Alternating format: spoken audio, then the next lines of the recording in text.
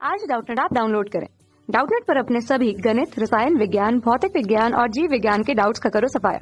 बस प्रश्न की फोटो खींचो, एक ही प्रश्न को क्रॉप करो और तुरंत वीडियो सोल्यूशन पाओ। अभी डाउनलोड करें। प्रश्न दिए, एक दीवार संपर्क में रखी दो सतहों ए तथा बी से बनी है। ए व बी दोनों अलग अलग पदार्थ की हैं। उनकी मोटाइयां समान, परंतु ए की ऊष्मा चालकता बी की दुगनी है।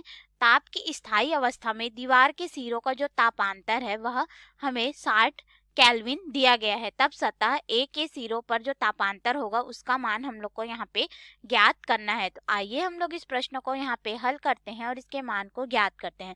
और हमारे पास यहाँ पे 4 विकल्प दिया गया है। तो देखिए इस तरह से हमारे पास एक दीवार है। मान लेते हैं कि यह दीवार ए है और ये दीवार बी है।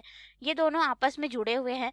तो यहाँ का जो ताप होगा वो T1 होगा, यहाँ का जो ताप है वो T2 है मान लेते हैं। और इन दोनों को जब जोड़े हैं तो ताप यहाँ पे T है, हमने ऐसा माना है। ठीक है, अब देखिए यहाँ पे इसकी चालकता हम लोग को दे दी गई है कि बी की चालकता अगर K है तो जो यहाँ पे ए की चालकता है वह बी की दुगनी है। तो ये 2K हो जाएगा हमारे पास। इस तरह से हमें प्राप्त होगा। अब हम लोग यहाँ पे मान लेते हैं ये जो दीवार की मोटाई है L है और इसकी भी मोटाई L है, क्योंकि दोनों की जो मोटाई हम लोग को बोला गया कि समान है बोल के। ठीक है, अब हम लोग अगर देखें A और B को हम लोगों ने एक साथ रख दिया तो जो संयोजन की तुल्य चालकता होगी उसको अगर हम लोग के S से दर्शा दें तो ये हमारे पास हो जाएगा, ये दोनों इस तरह से जुड़े हुए हैं। ठीक है, तो ये हो जाएगा 2 गुणित पहले की चालकता ए की 2K गुणित यहाँ पे हो जाएगा K बटे दोनों की चालकता का योग हमारे पास। ठीक है, तो ये हो जाएगा 2K धन K, अर्थात हमारे पास यहाँ पे मान हो जाएगा 4K का वर्ग बटे यहाँ पे हमारे पास होगा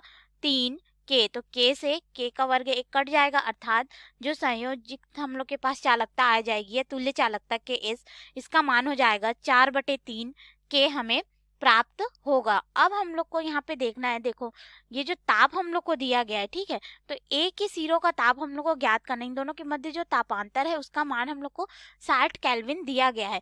तो यहाँ पे क्या होगा, इनका जो तापांतर हम लोग को 60 केल्विन दिया गया है तो ऊष्मा जो होगी वह उच्च ताप से निम्न ताप की उधर प्रवाहित होगी, क्यों। ठीक है, तो जो ऊष्मा प्रवाह की दर होगी वह Q/T हो जाएगी हमारे पास। और यहाँ पे जो ऊष्मा होगी वही यहाँ पे होगी और वो जो है यहाँ पे भी होगी, क्यों, क्योंकि दोनों आपस में जुड़े हुए हैं। ठीक है, इसलिए तो संपर्क में रखे हैं तो यहाँ पे जो ऊष्मा प्रवाह की दर होगी वो दोनों क्या हो जाएगी, समान हो जाएगी दोनों के लिए।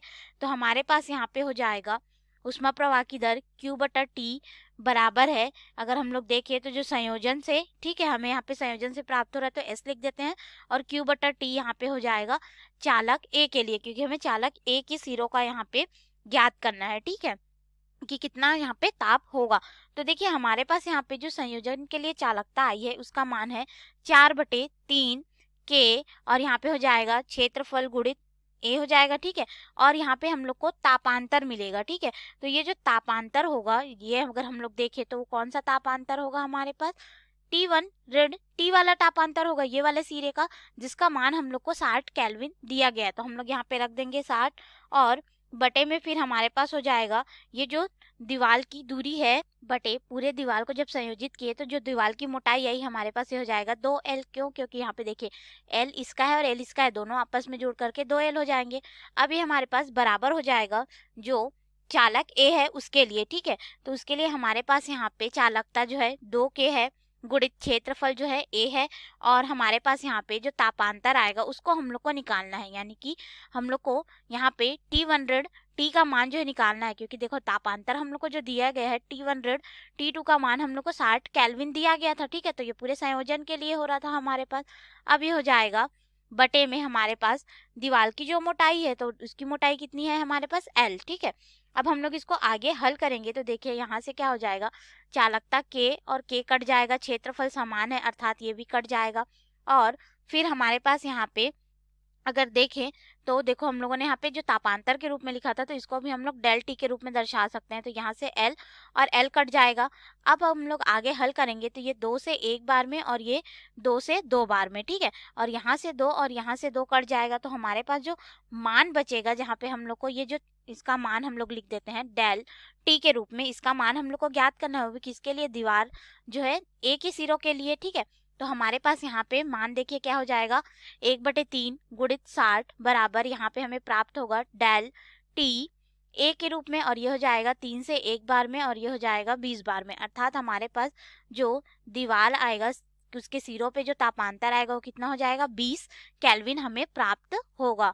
तो इसके अनुसार अब हम लोग अपने विकल्प में आते हैं और देखते हैं कौन सा विकल्प सही होगा। तो यहाँ पे ए दिया है 10 केल्विन, तो ए गलत हो जाएगा, और बी दिया है 20 केल्विन, अर्थात बी विकल्प हमारा बिल्कुल सही उत्तर होगा इस प्रश्न के लिए। सी गलत है, यहाँ पे 30 केल्विन दिया है, डी भी गलत है, 40 केल्विन दिया है। धन्यवाद। कक्षा 6 से 12वीं से लेकर नीट, IIT, JEE वो एडवांस के लेवल तक 1 करोड़ से ज्यादा छात्रों का भरोसा। आज ही डाउनलोड करें डाउटनेट ऐप या व्हाट्सएप करें अपने सारे डाउट्स 8400 400 400 पर।